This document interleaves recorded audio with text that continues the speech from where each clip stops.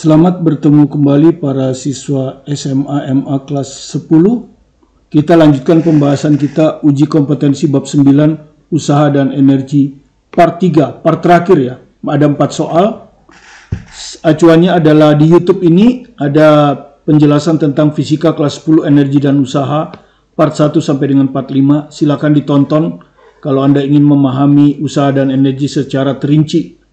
Kalau yang kita berikan di 3 part ini hanya review dari buku ini untuk soal pilihan ganda nomor ganjil ya. Fisika Martin jilid 1. Oke, saya mulai dari nomor 19. Sebuah pistol mainan bekerja dengan menggunakan pegas untuk melontarkan peluru. Ya, satu kalimat dulu ya, kita gambar ada sebuah pistol mainan bekerja dengan menggunakan pegas. Taruhlah pistol itu seperti ini ya. Nah, di sini akan ada pegas, ya, ada pegas, seperti ini taruhlah, ya.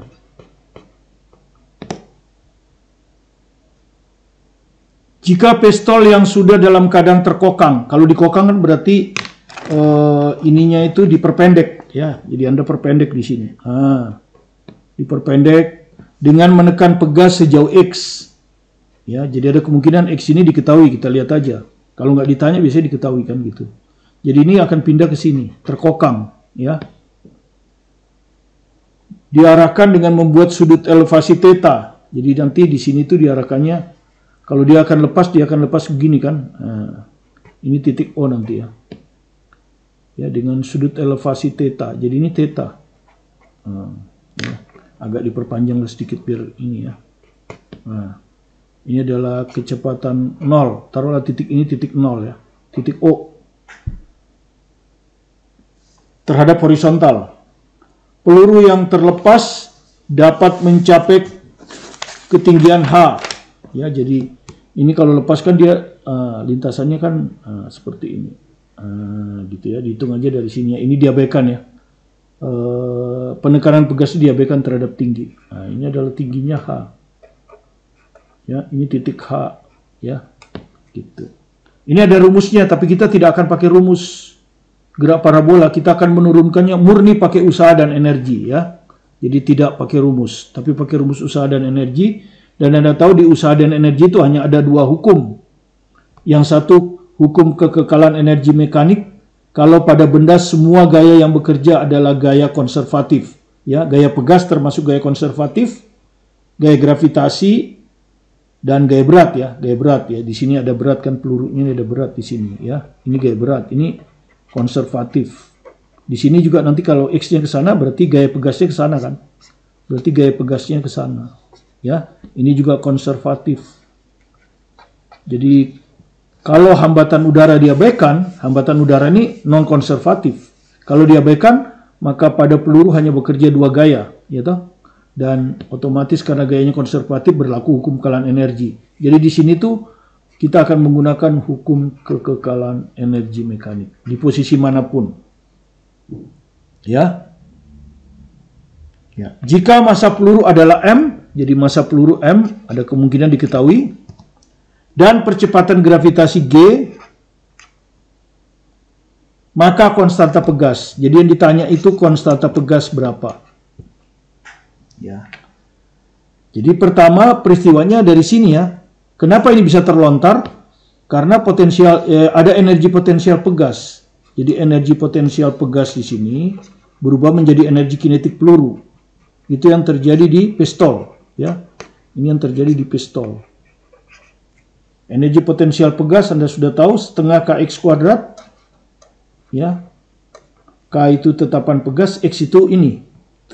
Bertambah pendek atau bertambah panjang tergantung. Oke.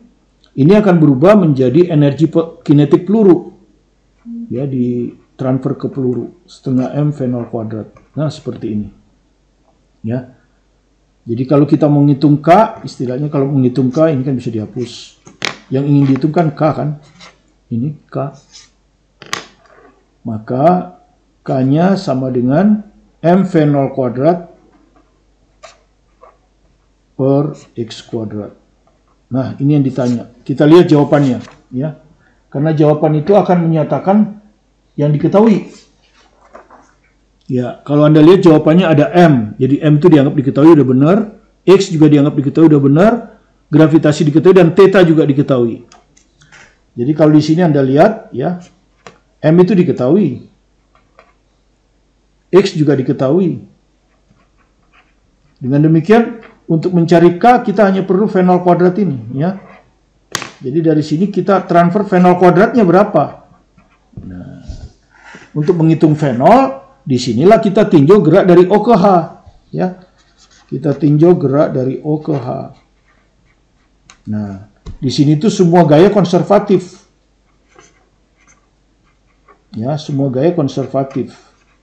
Ya, di sini hanya ada gaya berat, kan gaya pegasnya udah selesai, gaya berat saja. Ya. Jadi semua gaya konservatif, maka berlaku hukum kekekalan energi mekanik. Karena hambatan udara diabaikan, ya. Jadi pada gerak parabola selalu hambatan udara diabaikan. Kalau tidak diabaikan harus diketahui seperti soal yang kemarin. Ya. Jadi kita akan pakai dua kedudukan. Ya, ini kita ambil aja acuan yang rendah, biasanya kita pakai acuan sehingga energi potensial di O ini 0, ya. Energi potensial di O itu 0. Nah, ini dianggap diabaikan saja. Ini kan digambar. Jadi ini sama dengan ketinggian H, ya. Jadi O ini bisa aja dianggap mulai dari sini.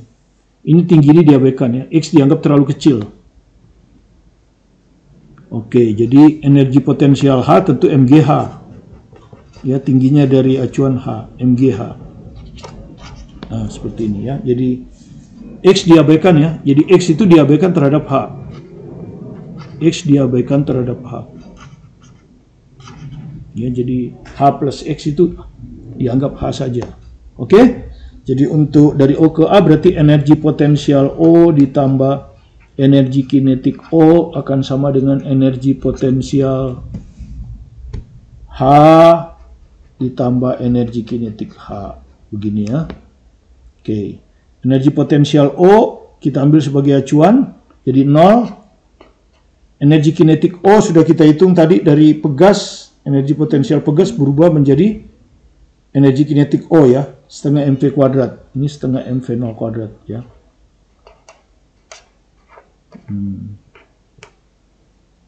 Sama dengan energi potensial H, ini mgh, dan energi kinetik H. Di H ini ada kecepatan, ya. Anda tahu gerak parabola, ya, bukan 0, yang 0 itu VY-nya. VY di H 0, betul, makanya dia nggak naik lagi. Tapi VXA-nya nggak 0. Jadi VH ini sama dengan VX. Ya. Dan Anda tahu VX itu tetap. Jadi dia sama dengan V0X, ya. Karena tetap gerak lurus beraturan. Nah, kan begitu, ya. Tetap. Ya. Nah, karena itu bisa kita hitung, ya. Jadi ditambah setengah mVA kuadrat, ya.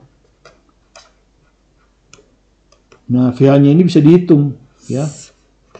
VH-nya ini sama dengan V0X. Nah, di sini nih, ini V0, ya. Kalau V0X kan Anda sudah tahu, ya, yang ini kan. Nah, yang ini V0X itu. Dan Anda tahu ini kalau ini V0 hipotenusa, tetanya di sini, maka ini adalah cos, ya. Jadi V0X ini cos. Anda sudah tahu itu di gerak parabola, ya. V0 cos theta.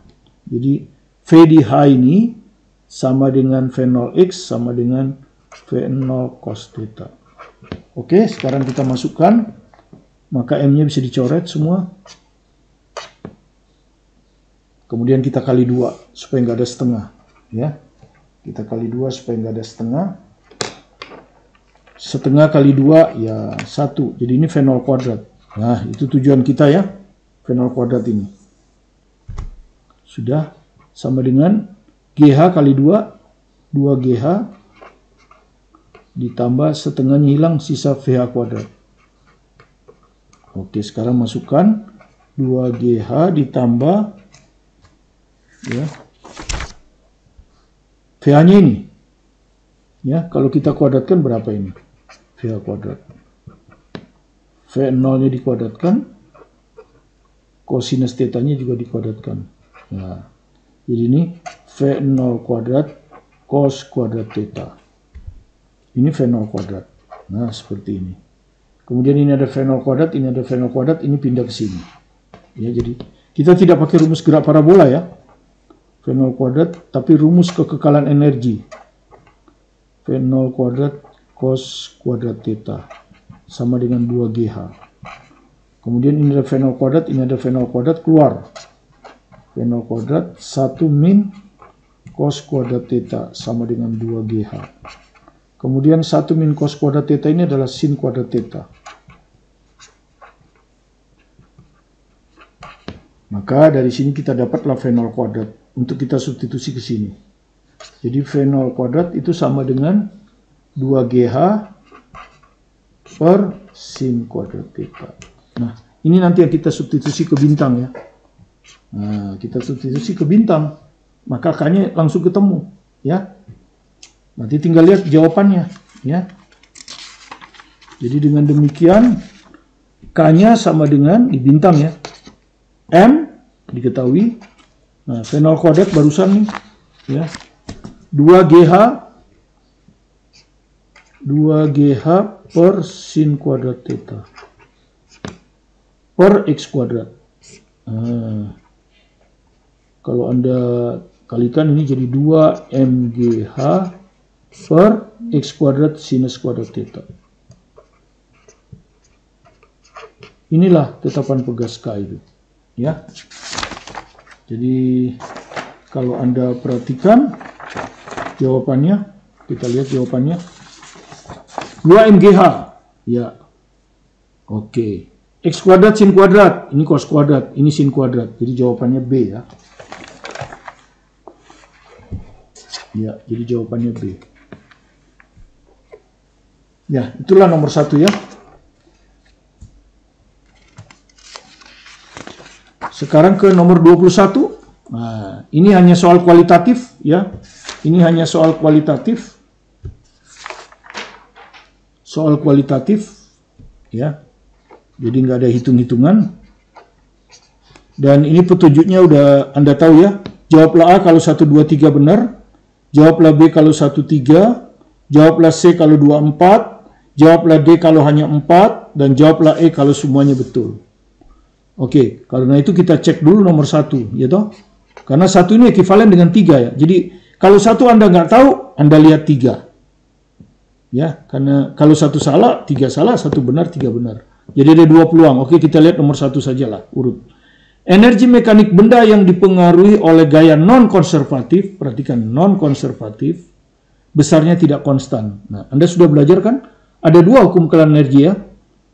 Kalau gayanya tidak ada non-konservatif, kita pakai kekalahan energi. Ya, kekalahan energi. Itu sebetulnya kekekalan energi itu artinya delta M-nya 0. Ya, jadi tidak ada perubahan energi mekanik. Energi mekaniknya dianggap konstan. Karena itu berlakulah energi kinetik mekanik di A sama dengan energi mekanik di B. Jadi hukum kekalahan energi sebetulnya ini. Nah, tapi kalau bekerja gaya non-konservatif, maka delta EM tidak sama dengan 0. Ya, yaitu tapi dia sama dengan usaha oleh gaya non-konservatif. Misalnya gaya gesekan, usaha oleh gaya gesekan. Nah, ya, delta M-nya tidak 0. Artinya M-nya tidak konstan, kan gitu. Ya, karena berubah, kalau berubah kan berarti tidak konstan. Jadi nomor 1 ini, energi mekanik benda yang dipengaruhi oleh gaya non-konservatif, besarnya tidak konstan. Benar. Jadi nomor 1 benar. Kalau nomor 1 benar, maka nomor 3 benar. Tidak usah dilihat ya. Oke? Tapi karena kita belajar, kita lihat kenapa benar.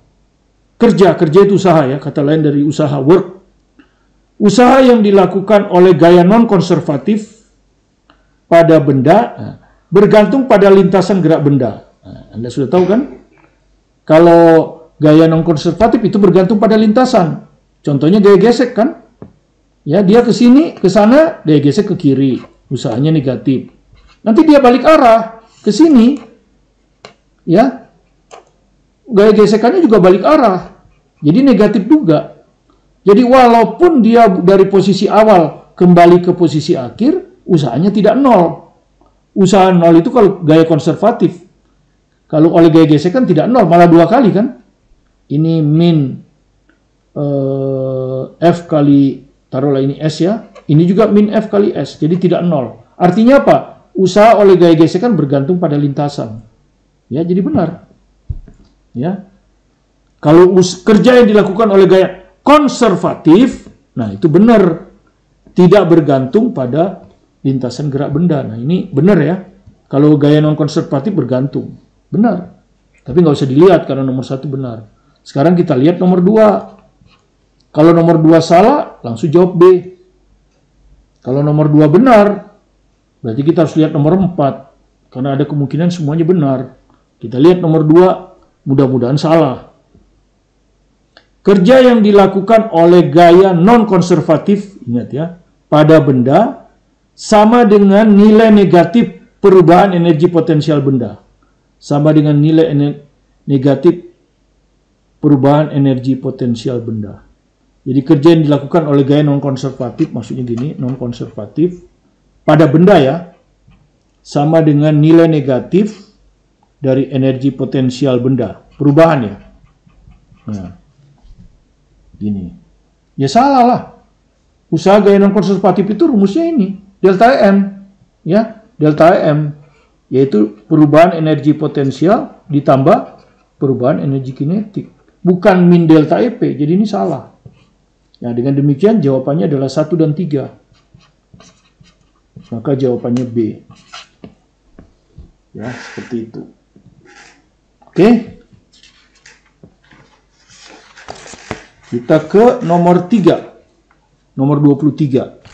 Sebuah mobil bermassa M memiliki mesin berdaya P. Ya. Jadi taruhlah ini ada mobil, masanya M, dayanya P, daya mesin ya. Daya mesin itu berapa kuda, itu mungkin disebutnya gitu kan, berapa HP. Jika pengaruh gesekan kecil, maksudnya kecil itu F diabaikan.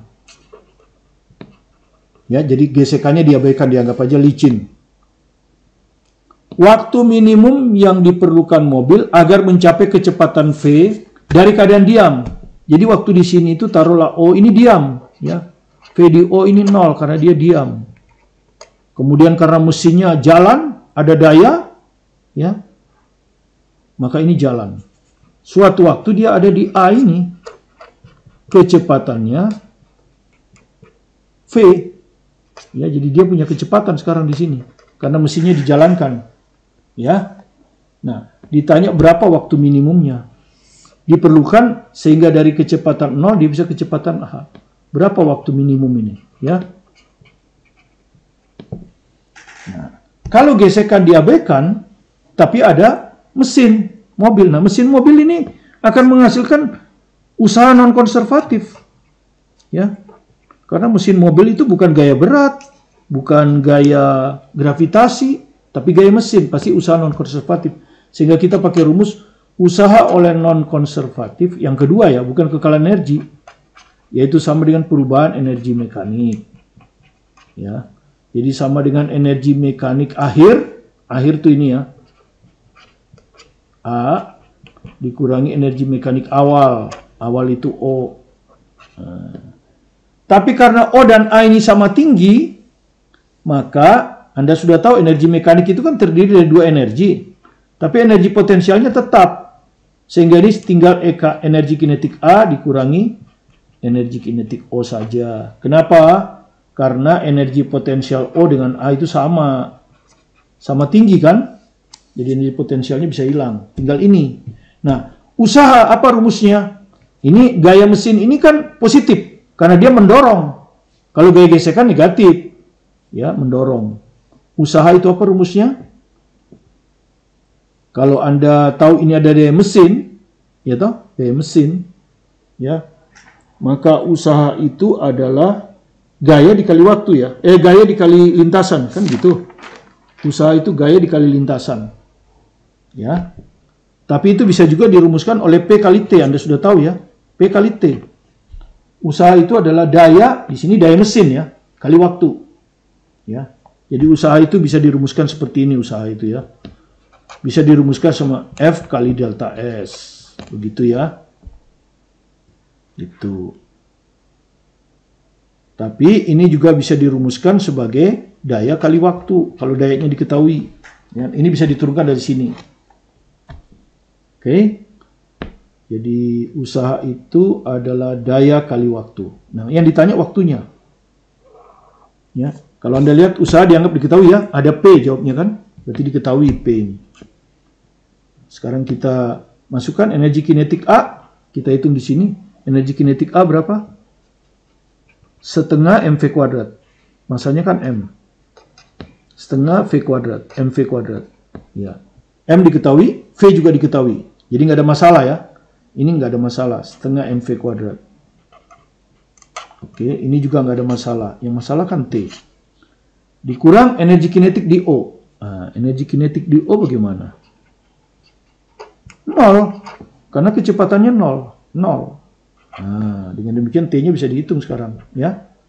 Kanan bagi kiri. Jadi mv kuadrat per 2P. Nah, seperti ini. Ya. Jadi waktu minimum diperlukan adalah mv kuadrat per 2P. Jawaban D ya.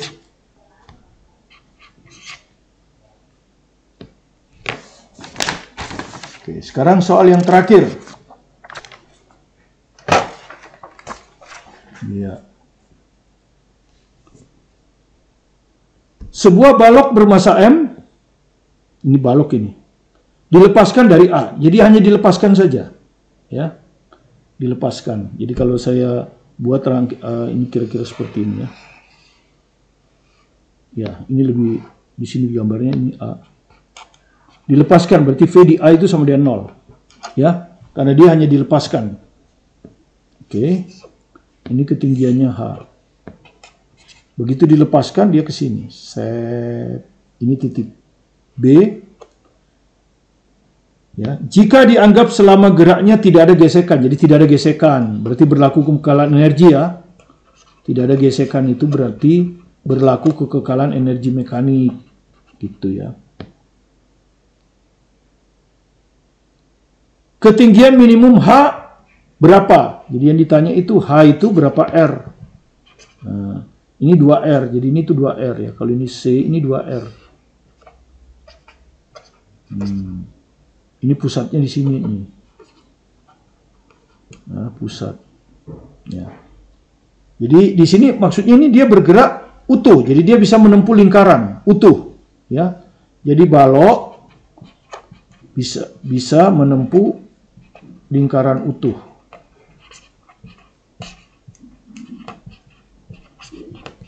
Berarti dia sampai di C. Jadi baloknya itu sampai di C, tapi ini di dalam ya. Anda lihat ya. Oh, kan? Di dalam, bukan di luar. Dia nyampe di C sini. Punya kecepatan VC. Gitu. Nah, ini kalau kita tarik lurus, ini harus lebih tinggi masih ya, lebih tinggi. Ya kita asumsikan lebih tinggi. Nanti kalau ketemu negatif berarti lebih rendah kan gitu. Jadi kalau ini 2R, ini 2R kan? Yang ini H. Berarti ini selisihnya berapa? Ya, antara A dan C ya. Ketinggian A dan C selisihnya adalah H kurang 2R. H kurang 2R. Nah, begini. Nah, ya. Bisa menempuh lingkaran utuh berarti dia sampai di C ya. Berarti dia sampai di C. Nah, karena itu saya akan gunakan hukum kekekalan energi antara A dan C. Karena itu saya akan gunakan hukum kekekalan energi mekanik di A dan C. Yaitu energi potensial A ditambah energi kinetik A sama dengan energi potensial B ditambah energi kinetik B. Begini, ya. Saya akan gunakan itu. Nah, tentu ada dua ketinggian kan? Bukan B tapi C. B nggak perlu, B nggak ada urusannya ya. B ini nggak ada urusannya. Urusan kita A dengan C.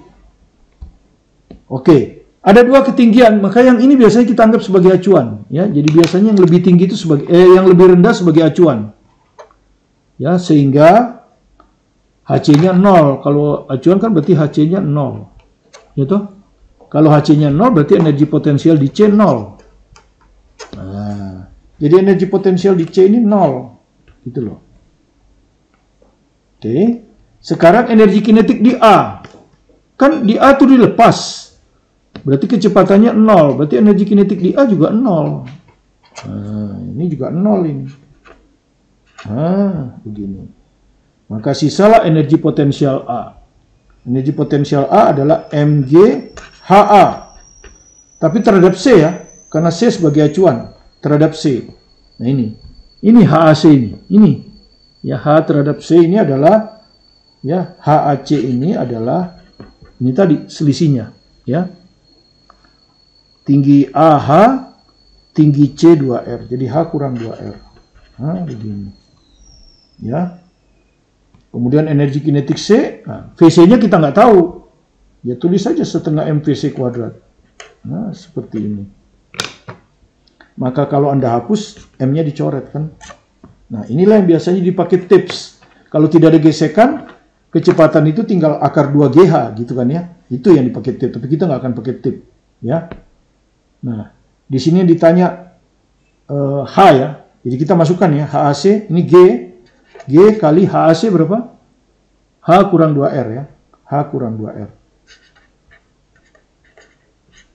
Sama dengan setengah VC kuadrat. Nah, kita kali 2 aja lah. Biar nggak pusing kita. Jadi ini kali 2. Nah, ini setengah hilang, jadi VC kuadrat. Nah. Oke, ini persamaan yang pertama kan. Ya, VC nggak tahu. Gitu. H juga nggak tahu. H ditanya. Kan H ditanya. R tahu. Ya, gravitasi anggaplah nanti bisa hilang. Artinya apa? Anda perlu satu persamaan lagi. Ya, tadi ketutup jadi saya ulang. H tidak diketahui, VC nggak diketahui. Jadi dengan satu persamaan ini kurang satu persamaan lagi. Nah, satu persamaannya lagi diambil dari itu tadi. Benda bergerak melingkar, ya, benda melingkar. Itu pasti ada yang pegang kan? Nah, yang pegang itu yang kita sebut gaya sentripetal. Makanya di dinamika kalau ada gerak melingkar, Anda harus lihat bahwa dia melingkar karena ada gaya sentripetal. Sekarang dia ada di C. Kita lihat di C, gitu. Di C itu gaya apa saja yang membuat dia gaya sentripetal, berarti gayanya mengarah ke pusat kan? Punya komponen. Satu gaya berat. Nah, gaya berat. Ke bawah. Kemudian lintasannya di atas sini. Ini di dalam, berarti gaya normal. Nah, gaya normal. Jadi kalau Anda lihat gaya sentripetalnya itu ada 2. Ya. Dan mengarah ke pusat itu positif. Dua-duanya positif. Jadi plus Mg, gaya berat, plus Nc. Nah. Tapi Anda kan ditanya ketinggian minimum. Ketinggian minimum itu artinya gaya normal di C ini dianggap aja 0. Jadi dia akan lepas tapi belum lepas gitu loh. Karena dia punya kecepatan, tadinya dia akan jatuh. Kalau tidak punya VC, dia akan jatuh. Tapi karena punya VC, walaupun N-nya 0, dia terus. Nah, seperti itu. Itu yang minimum. Ini kondisi minimum ini. Ini kondisi untuk H minimum. Ya. Nah, terus gaya sentripetal itu rumusnya apa? Di C. Di C ini ya. Gaya sentripetal itu rumusnya adalah MV kuadrat kan? MVC kuadrat per R. Dari jari ya. Ya. Selalu begitu kan ya? Jadi kita cari asal dari gaya sentripetal. Di sini asal gaya sentripetalnya ada gaya berat dan gaya normal. Samakan dengan rumusnya. Kan begitu. Kemarin kan begitu. Ya. Waktu kita belajar dinamika gerak melingkar. Jadi ini sama dengan Mg. Nah, dari sini Anda lihat M bisa dicoret. Nah, yang kita perlukan kan VC kuadrat. Karena ini yang ditanya. Ya, yang kita perlukan VC kuadrat. Ketemu nih di sini VC kuadrat. R kali G. Nah, ini yang disubstitusi ke persamaan nomor 1. Untuk menghitung H. Jadi kita masukkan ke 1 ya. 2G. Langsung aja kita kalikan ya. 2GH. Dikurang 4RG. Sama dengan R VC kuadrat ya. Sama dengan VC kuadrat. VC kuadratnya diganti nih. Ya, ini. VC kuadrat ini diganti RG. Nah, Anda lihat G-nya bisa hilang kan? Anda lihat G-nya bisa hilang. Oh. Nah, bisa hilang. Yang ditanya H kan? Berarti ini 2H. Ini pindah ke sana. R ditambah 4R, 5R. Jadi berapa ketinggian minimum? 5R per 2. Ya, ketinggian minimum ini diperoleh dengan NC-nya dianggap mendekati 0. Jadi HC minimum adalah 5R per 2, jawaban D. Ya. Oke, mudah-mudahan bisa Anda pahami. Inilah, dengan demikian usaha energi sudah selesai. Kita tentu akan terus ke bab 10 ya. Ke bab 10 nanti kalau mungkin seminggu ini kita istirahat, mungkin minggu depan ya. Kita lihat saja saya punya waktu atau tidak untuk membahas bab 10 minggu ini ya. Kalau tidak berarti minggu depan. Semoga bisa Anda pahami dengan baik, dan kalau Anda merasa terbantu, silakan di-subscribe. Kalau belum subscribe, like, komen, dan share ke teman-teman sebanyak mungkin ya, supaya bisa belajar bersama. Dan ada 2 buku saya, kalau Anda merasa masih kurang dengan latihannya, ini ada buku lagi ya, Penuntun Belajar Fisika. Ya, ini banyak soal, ini juga banyak soal dan teori yang lengkap, dan dibantu dengan video saya. Mudah-mudahan fisika jadi tidak terlalu membuat momok bagi Anda. Terima kasih Anda telah melihat pembelajaran ini. Tetap semangat belajar mandiri di rumah. Sukses bersama Anda. Bersama saya, Martin Kanginan. Terima kasih.